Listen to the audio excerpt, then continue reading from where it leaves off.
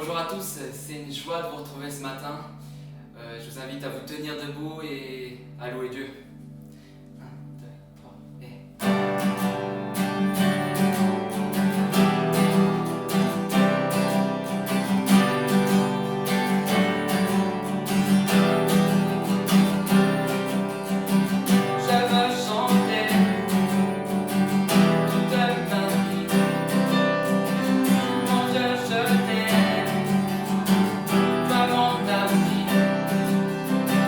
Je veux crier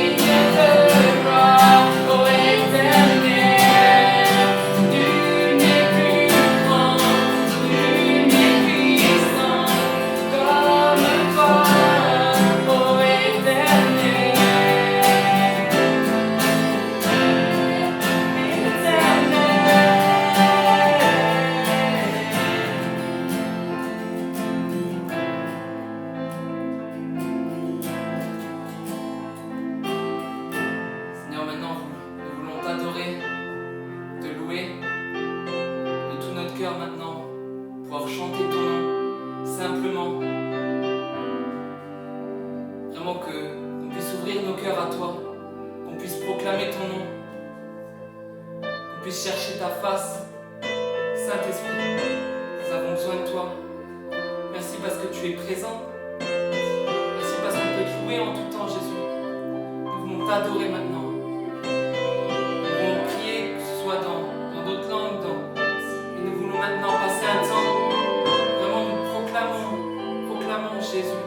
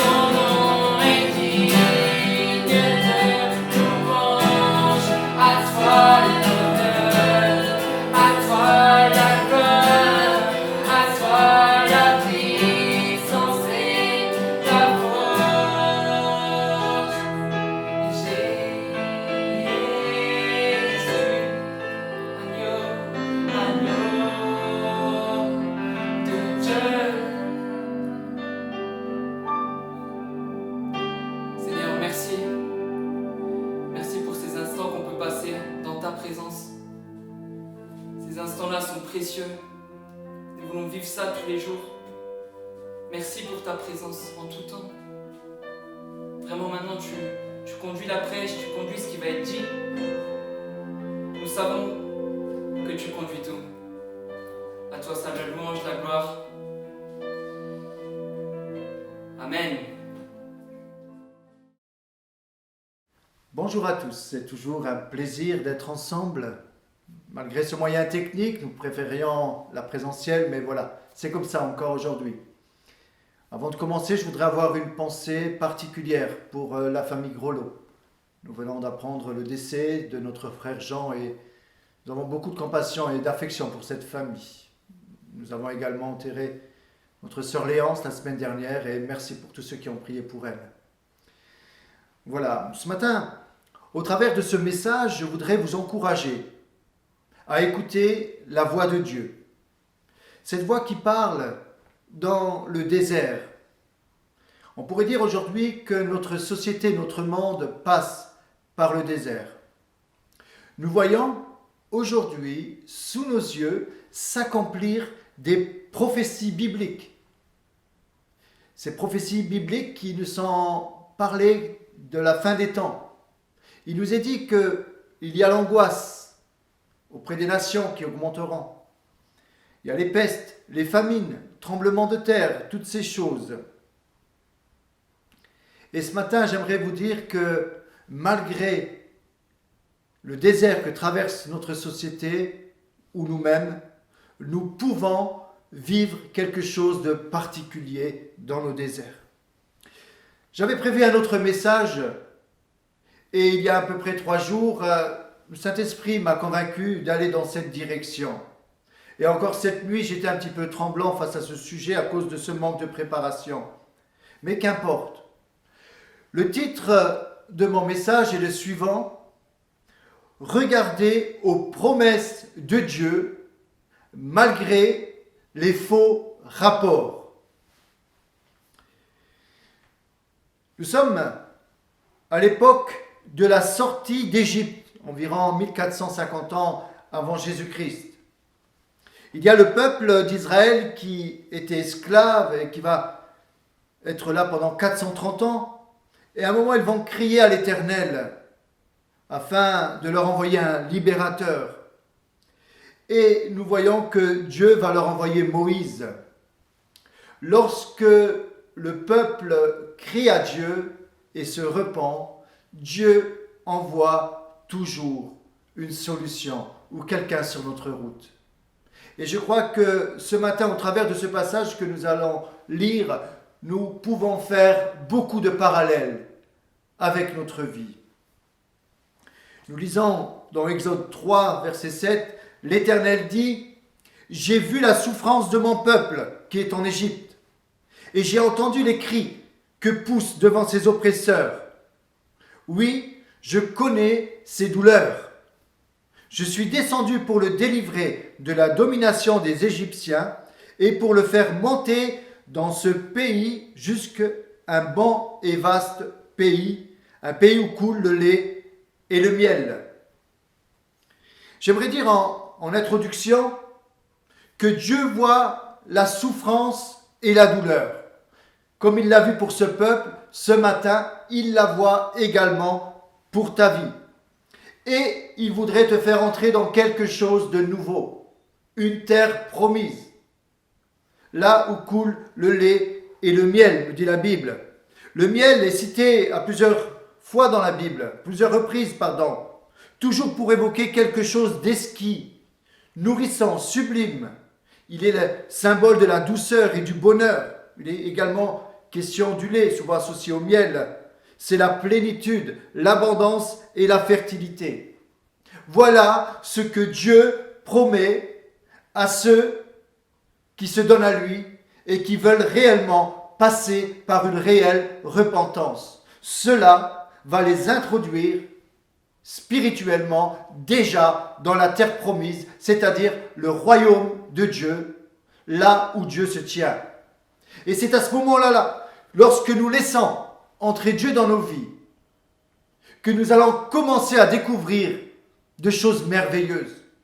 Cela ne va pas dire qu'il n'y aura pas de souffrance. Mais une chose est sûre, c'est que Dieu nous promet d'être avec nous dans la souffrance. Voilà toute la différence pour ceux qui se confient en Dieu. Le premier point que je voudrais développer, c'est que ce peuple va traverser le désert. Lorsqu'il est parlé dans la Bible de traverser le désert, cela évoque des périodes difficiles, des périodes solitaires, pleines d'amertume. Certains dans ces déserts vont s'endurcir, d'autres vont s'attendrir, mais c'est toujours pour ouvrir sur quelque chose de nouveau. Le désert transforme, il nous fait mûrir, il peut être la source d'un nouveau départ, il peut aussi être propice à une rencontre. Nombreux sont ceux qui témoignent que cette rencontre est celle de Dieu. D'autres vont le décrier, comme dans ce passage, où ils vont le dénigrer. D'autres, dans le désert, vont accuser Dieu.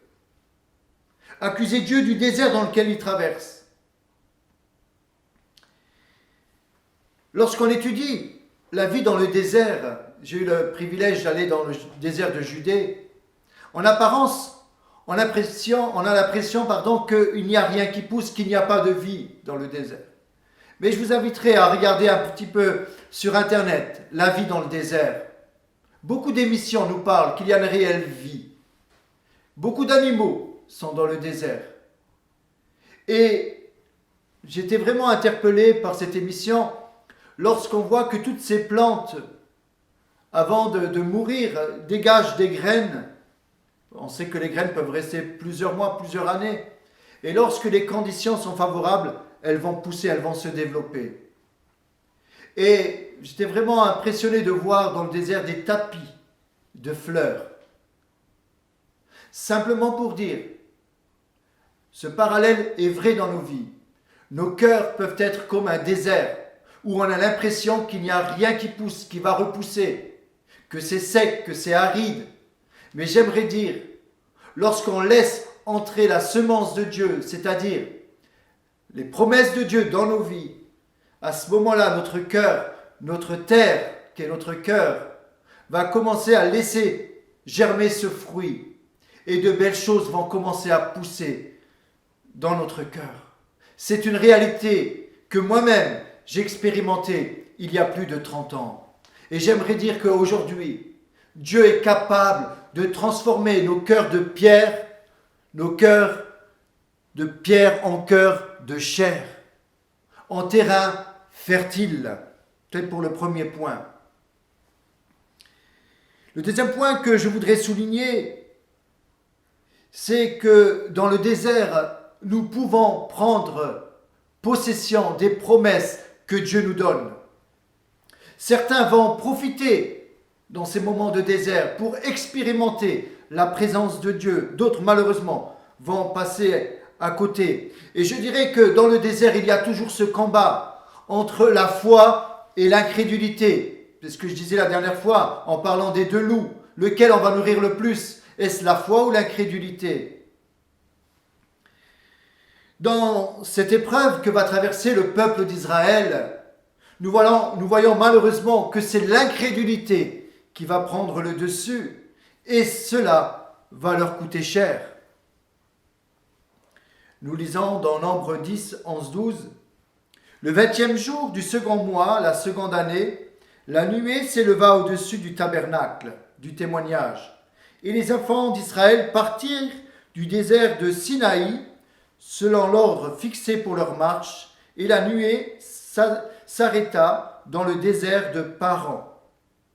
Voici maintenant une nouvelle étape, un an après, plus ou moins, la sortie d'Égypte. Maintenant, une nouvelle étape pour le peuple.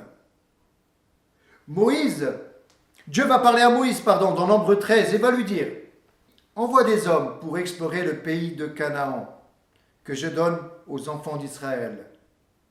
Tu enverras un homme de chacune des tribus de leur père. tous seront des principaux d'entre eux. Moïse les envoya du désert de Paran, d'après l'ordre de l'Éternel. Chose importante à comprendre, c'est que lorsque nous lisons cela, nous lisons l'Éternel parla à Moïse et dit « Envoie des hommes pour explorer le pays de Canaan ». Mais lorsque nous lisons dans Deutéronome, nous voyons que c'est le peuple qui veut explorer le pays. Moïse va consulter l'Éternel et l'Éternel va accepter. Nous voyons ces 12 personnes, ces 12 espions revenir après 40 jours où ils vont explorer le midi, le nord, ils vont regarder de tous les côtés. Et 40 jours après, ils vont faire ce rapport que nous allons lire maintenant dans le livre de Nombres, chapitre 13, versets 26 à 33. C'est intéressant ce rapport. À leur arrivée, ils se rendirent auprès de Moïse et d'Aaron et de toute l'assemblée des enfants d'Israël, à Kadès, dans le désert de Paran. Il leur fit un rapport, ainsi qu'à toute l'assemblée, et ils leur montrèrent les fruits du pays. Voici ce qu'ils racontèrent à Moïse. Nous sommes allés dans le pays où tu nous as envoyés. À la vérité, c'est un pays où coule le lait et le miel. Et en voici les fruits. Mais le peuple qui habite ce pays est puissant. Les villes sont fortifiées, très grandes. Nous y avons vu des enfants d'Anak. Les Amalécites habitent la contrée du Midi. Les Étiens, les Jébusiens et les Amoréens habitent la montagne. Et les Cananéens habitent près de la mer et le long du Jourdain. Caleb fit taire le peuple qui murmurait contre Moïse. Il dit « Montons, emparons-nous du pays, nous y serons vainqueurs. » Mais les hommes qui étaient allés avec lui dirent « Nous ne pouvons pas monter contre ce peuple, car il est plus fort que nous. » Et ils décrièrent devant les enfants d'Israël le pays qu'ils avaient exploré.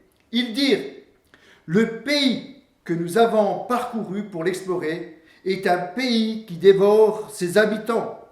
Tous ceux que nous y avons vus sont des hommes d'une haute taille. Et nous y avons vu les géants, enfants d'Anak, de la race des géants.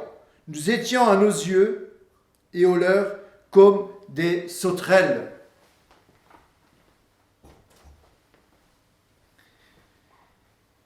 On découvre, d'après le compte rendu de la visite de Canaan, qu'il faudra combattre pour prendre possession des promesses de Dieu. 10 espions sur 12 sont démoralisants. Ils se mettent à dire du mal du pays sur lequel ils sont allés pour se renseigner. Il commence le rapport par la foi et il se termine par l'incrédulité et la rébellion, et je dirais même par un châtiment de Dieu. Voici les conséquences d'un mauvais rapport. D'où vient le titre de mon message, Regardez aux promesses de Dieu malgré les faux rapports. Voilà le cœur de mon message ce matin. À leur arrivée, ils se rendirent auprès de Moïse et d'Aaron et de toute l'assemblée des enfants d'Israël à Kadès dans le désert de Paran. Et ils leur firent un rapport, ainsi qu'à toute l'assemblée, et ils leur montrèrent les fruits du pays. Voici ce qu'ils vont dire. Voici ce qu'ils racontèrent à Moïse. Nous sommes allés dans le pays où tu nous as envoyés. À la vérité, c'est un pays où coule le lait et le miel, et en voici les fruits. À la vérité, c'est un beau pays. Je dirais, voilà, ils commencent par la foi. Ils auraient dû s'arrêter là. Ça aurait dû être un point final. Nous sommes allés dans ce bon pays où coule le lait et le miel, c'est vrai. Il y a la bénédiction. D'ailleurs, 2 hommes sont venus avec une grande grappe de raisin. Je ne sais pas si on arrive à se l'imaginer. Ils ont attaché sur une grappe sur un bâton, une grande grappe de raisin. Ils étaient à deux pour la porter. Tellement c'était l'abondance dans ce pays. Et voilà que un moment, c'est l'incrédulité qui va s'emparer d'eux. C'est la crainte, c'est la peur. Ils vont voir les géants d'Anak. Et ils vont avoir peur. Peut-être qu'ils faisaient 3 mètres, ces géants d'Anak. Et à cause de cela, ils vont commencer à avoir un complexe d'infériorité. Ils vont se comparer à des sauterelles. Je ne sais pas si nous voyons à peu près une dimension de sauterelle et une personne de 3 mètres. Combien, je dirais, leur vision est faussée. Est faussée par l'incrédulité, par la peur. Dieu leur avait donné des promesses. Il leur avait dit, je vous enverrai dans ce pays où coule le lait et le miel. Il va faire le partage de ce pays. Tout est prêt, allez-y. Mais voilà que maintenant, c'est l'incrédulité qui commence. Vous savez, en étudiant un peu ce passage, il nous est parlé juste avant d'un ramassis du peuple. Ce ramassis, c'est qui? C'est des Égyptiens qui se sont joints au peuple d'Israël, mais simplement pour profiter. Et ce ramassis, nous pouvons le lire à plusieurs reprises dans la parole de Dieu, dans ces passages, va influencer le peuple à se rebeller contre Dieu. Et même il va sortir en disant, retournant dans ce pays d'Égypte, dans le monde en réalité. Le peuple va avoir peur à cause de ce mauvais rapport. Et cela va engendrer de la rébellion, de la confusion au milieu du peuple, jusqu'à vouloir lapider Moïse et Aaron. Et c'est Dieu qui est intervenu. Ces 10 personnes rebelles vont payer de leur vie. Dieu va reprendre leur vie. Ils ont été trop loin. Et j'aimerais dire aujourd'hui, ce n'est pas parce qu'il y a un rapport de 10 personnes qui est défavorable et un rapport seulement de 2 personnes qui est favorable qu'il va falloir écouter ceux qui crient le plus, ceux qui crient le plus fort. Et ma réflexion d'aujourd'hui, je vous livre un petit peu ce qu'il y a dans mon cœur. Il me semble que nous entendons aujourd'hui beaucoup de faux rapports sur l'actualité. Il faut dire les choses. Il y a également une réalité. Il y a peut-être un géant d'Anak qui se cache derrière cette Covid. Il y a des réalités. C'est au sérieux. Et nous faisons ce qu'il faut faire. Nous prenons les mesures sanitaires, de sécurité, mesures barrières. Nous faisons ce qu'il faut faire. Mais j'aimerais dire qu'à force d'écouter ces 10 mauvais rapports, c'est l'incrédulité qui s'attache auprès du peuple de Dieu. Beaucoup de discussions avec certains démontrent que c'est la peur qui gagne aujourd'hui la majorité d'enfants de Dieu. Pourquoi? Parce que nous basons sur ce que nous entendons aujourd'hui. Nous entendons des faux rapports. Et cela nous met dans une situation de crainte et nous ne bougeons plus. J'aimerais dire que c'est important de revenir à un vrai équilibre. L'équilibre des promesses de Dieu. L'Éternel est celui qui nous garde et celui qui nous guérit. Nous ne provoquons pas le mal. Mais j'aimerais dire que face au mal, nous voulons combattre avec les armes de Dieu, avec la foi et non l'incrédulité. Imaginez ce passage, et j'aimerais faire un parallèle avec aujourd'hui, avec l'actualité.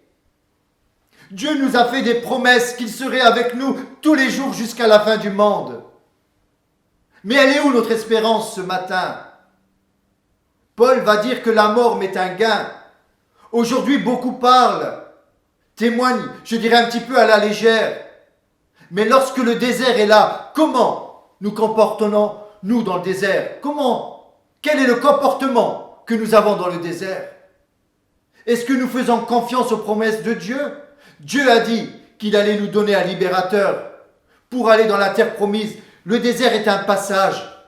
Et le parallèle que j'aimerais vous dire, c'est qu'aujourd'hui, le libérateur qui va venir, c'est Jésus qui est sur le point de revenir. Jésus revient.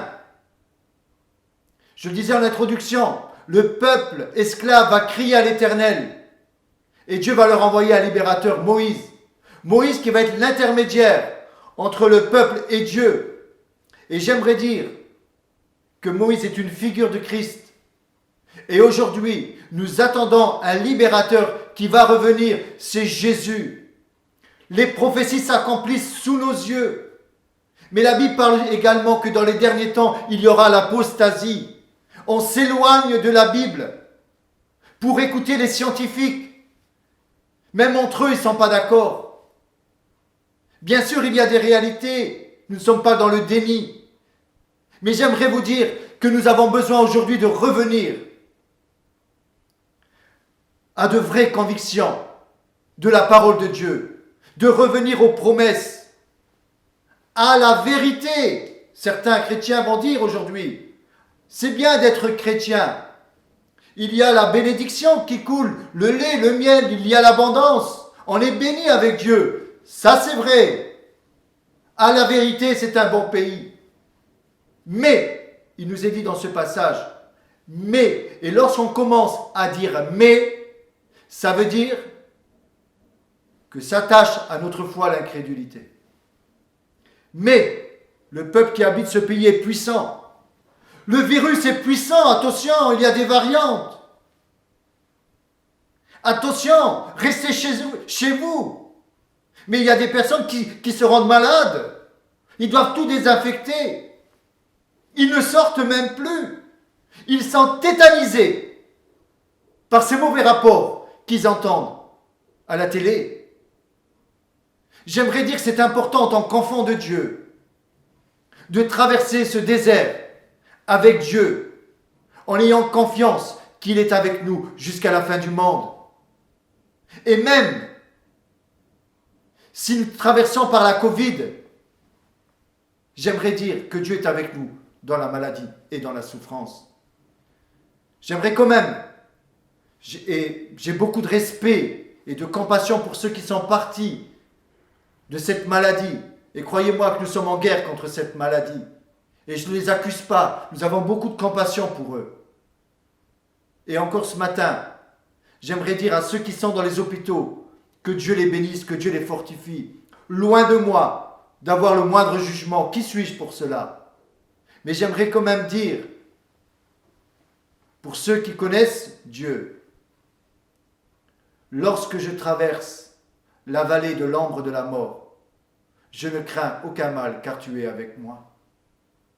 Ce matin, nous avons besoin d'aider ce monde qui est dans la confusion, qui est dans la crainte, qui est dans l'incrédulité, qui se laisse avoir par tout ce qu'il entend.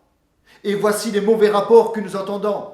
Et la conséquence des mauvais rapports, c'est l'incrédulité, c'est le rejet de Dieu. Mais si Dieu existe, pourquoi alors il y a cette Covid? Si Dieu existe, pourquoi je suis dans ce désert? Lisez la Bible, vous allez comprendre. Vous allez comprendre que c'est l'homme qui bien souvent est à l'origine de certaines pestes. Nous avons besoin ce matin de comprendre au travers ces exemples de la parole de Dieu. La Bible dit que ce qui est écrit, ça a été écrit pour nous servir d'exemple.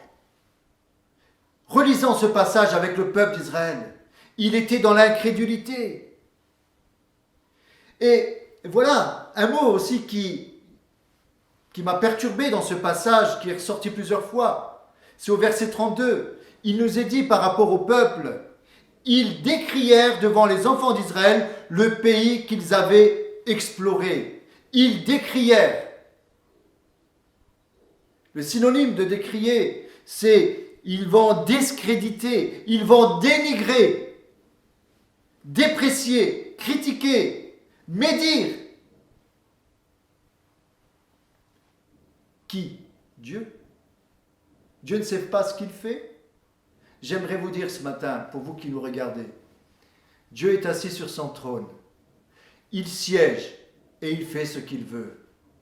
Qu'est-ce que l'homme aujourd'hui pour pouvoir prendre les choses en main? J'aimerais vous dire ce matin, au temps marqué, Jésus est venu. Il a été annoncé des centaines d'années avant. On n'y croyait plus. Jésus est venu et il est né à Bethléem. Aujourd'hui, la Bible nous parle que Jésus revient au temps marqué. Jésus est à la porte. Mais avant que Jésus revienne, il y a l'apostasie qui s'installe autour de nous. Ne faisons pas partie de ces 10, mais faisons partie de ces 2 personnes qui avaient la foi, Josué et Caleb. D'ailleurs, on ne retient même plus le nom de ces 10 personnes. On retient aujourd'hui que Josué et Caleb. Et Josué est une figure de Christ. Je voudrais vraiment vous encourager ce matin, face à tout ce qui se passe, de comprendre que nous avons besoin de revenir dans une vraie relation avec Dieu. Nous avons besoin de revenir à une vraie lecture de la Bible, de sonder les Écritures.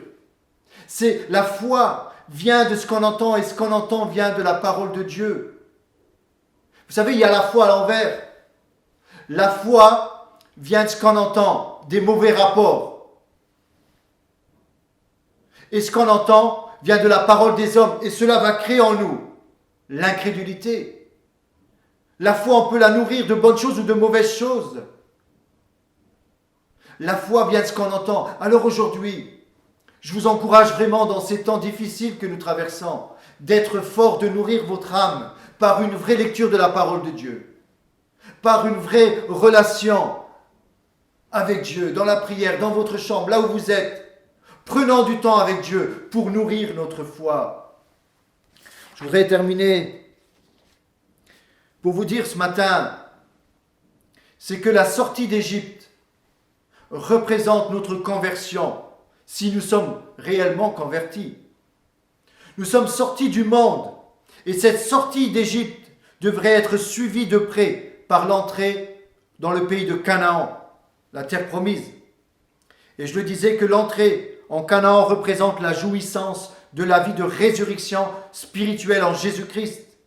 Et nous devons effectivement jouir de cette bénédiction pleinement en Jésus-Christ. Aujourd'hui, spirituellement, nous sommes déjà dans le pays de Canaan, où coule le lait et le miel. Ce n'est pas le tout de dire que je vais à l'église, que je suis chrétien. Mais aujourd'hui, j'aimerais faire une vraie différence notable entre être chrétien et être un disciple de Jésus-Christ. Ce mot chrétien ne veut plus rien dire aujourd'hui. À l'époque, il voulait dire petit Christ. Aujourd'hui, il y a même des partis politiques chrétiens. Je ne vois pas où Jésus se trouve, le pauvre Jésus. On le met même dans la politique aujourd'hui. Non, le royaume de Jésus n'est pas de ce monde. Il va dire, mon royaume n'est pas d'ici-bas. Nous, enfants de Dieu, nous avons besoin de revenir sur cette réalité que notre patrie est céleste. Nous sommes déjà dans le pays promis spirituellement. Et bientôt, le roi de ce pays va venir régner avec nous. Jésus revient. Alors, simplement, je terminerai en vous disant, vous qui passez par le désert peut être une opportunité pour vous. Nous pouvons voir la vie germer dans le désert. Que Dieu vous bénisse pleinement. Amen. Seigneur, merci de nous bénir, nous tous, Seigneur, dans ce que nous pouvons traverser, dans les moments de désert. Je te prie que ces moments de désert puissent être le moyen de te voir, le moyen de voir également qui nous sommes réellement, de voir la vie au-delà de la chaleur, au-delà de l'aridité, que nous puissions comprendre que bien souvent tu amènes tes serviteurs dans les déserts pour les former. Alors ce matin, avec beaucoup de compassion, Père, je te prie pour ceux qui traversent les déserts, afin que tu puisses les bénir et leur donner des oasis, et qu'ils puissent se désaltérer et voir ta gloire dans la souffrance. Au nom de Jésus, Amen. Que Dieu vous bénisse. Bon dimanche.